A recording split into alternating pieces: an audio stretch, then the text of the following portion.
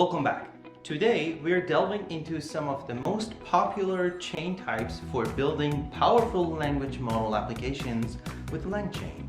Whether you're a seasoned AI engineer or simply intrigued by the potential of LLM applications, this series is tailored to deepen your understanding of Langchain's capabilities. But before we jump in, if you haven't already, please consider hitting that subscribe button.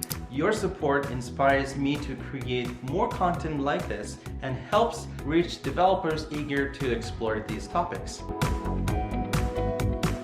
Langchain's chains form the bedrock of dynamic and scalable applications for processing, generating modularized natural language. By leveraging Langchain's language expression, these chains excel at delivering specific NLP tasks, harnessing the full potential of LLMs. Throughout this video series, we'll examine each chain type. We'll begin by elucidating their inner workings and then progress to practical code example, highlight real-world use cases. Along the way, we'll navigate how information flows within these chains in the Langsmith environment, offering actionable insights and evaluation tips.